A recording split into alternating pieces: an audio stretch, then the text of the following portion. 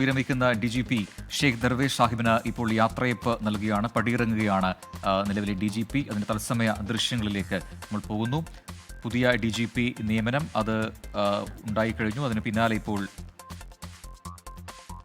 DGPയെ വിരമിക്കുന്ന ഷെയ്ഖ് ദർവേഷ് സാഹിബിന് ഔദ്യോഗികമായി തന്നെ വിട പറയുകയാണ്, യാത്രയപ്പ് നൽകുകയാണ്. മറ്റ് ചടങ്ങുകളിലൊക്കെ പിന്നീടായിരിക്കും ഉണ്ടാവുക. ഇപ്പോൾ ആ ഓഫീസിൽ നിന്നും അദ്ദേഹം പടിയിറങ്ങുകയാണ്. കൂടുതൽ വിവരങ്ങളുമായി സുജിത് സുരേന്ദ്രൻ ചേരുന്നു. സുജിത്ത്, DGPക്ക് യാത്രയപ്പ് നൽകുന്നുണ്ട് സഹപ്രവർത്തകർ, അവിടെ വിവരങ്ങൾ.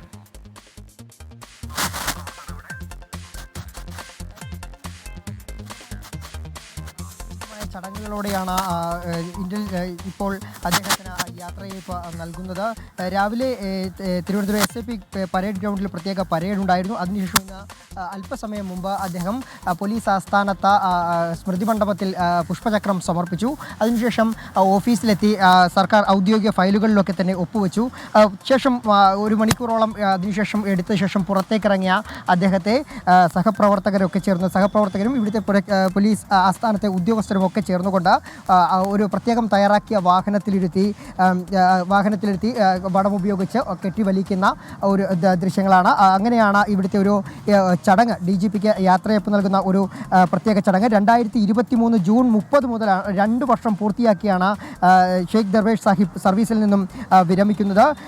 അതുപോലെ തന്നെ ഇന്റലിജൻസ് ബ്യൂറോ സ്പെഷ്യൽ ഡയറക്ടറായ റവാഡ ചന്ദ്രശേഖരനെയാണ് സംസ്ഥാനത്തെ പുതിയ പോലീസ് മേധാവിയായി മന്ത്രിസഭാ യോഗം തീരുമാനിച്ചിട്ടുള്ളതെങ്കിലും ക്രമസമാധാന ചുമതലയുള്ള ADGP H വെങ്കടേഷിന് താൽക്കാലിക ചുമതല കൈമാറിക്കൊണ്ടാണ് DGP പടിയിറങ്ങുന്നത്. ചടങ്ങുകളൊക്കെ തന്നെ അന്തിമഘട്ടത്തിലേക്ക് എത്തി നിൽക്കുകയാണ് ഇപ്പോൾ.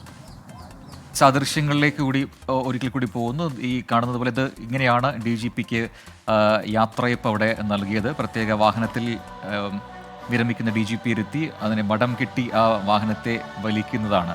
ആ രീതിയിലാണ് ഈ DGPക്ക് യാത്രയപ്പ് നൽകിയത്. സഹപ്രവർത്തകർ, ഒപ്പം തന്നെ ഉന്നത പോലീസ് ഉദ്യോഗസ്ഥരൊക്കെ അവിടെ പോലീസ് ആസ്ഥാനത്തുണ്ടായിരുന്നു.